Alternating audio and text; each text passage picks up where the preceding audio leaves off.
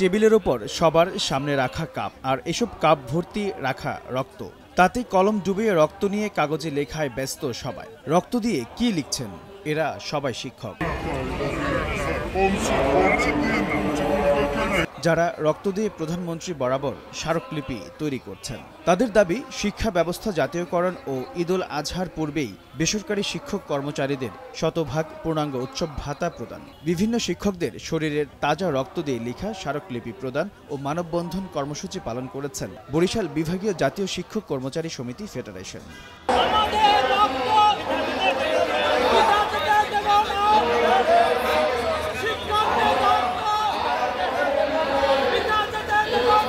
শিক্ষার গুণগত মানোন্নয়নে শিক্ষা জাতীয়করণের বিকল্প নাই, এই স্লোগান নিয়ে সমিতির প্রধান সমন্বয়কারী অধ্যাপক মোহসিনুল ইসলাম হাবুলের সভাপতিত্বে 11 জুন নগরীর অশ্বিনী কুমার হল চত্বরে এই কর্মসূচি পালিত হয়।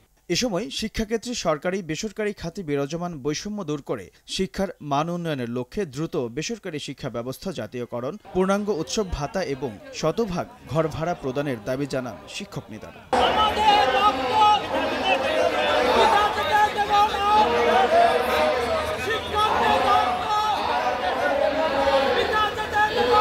তারা বলেন, দীর্ঘদিন ধরে আমাদের এই প্রাণের ন্যায্য দাবি আদায়ের জন্য সমাবেশ, মানববন্ধন, এমনকি গত ঈদের দিন বরিশাল নগরীতে কালো পতাকা মিছিল পর্যন্ত করেছে।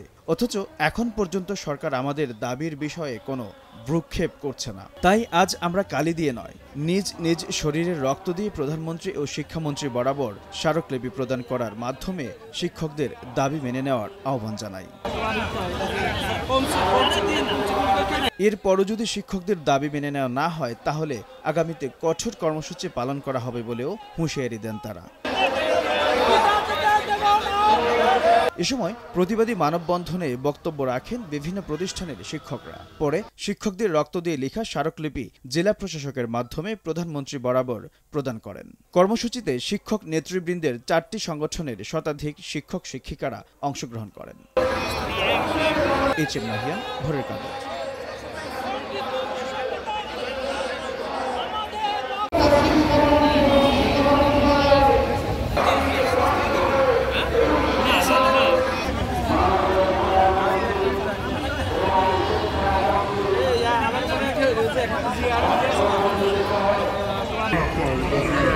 Om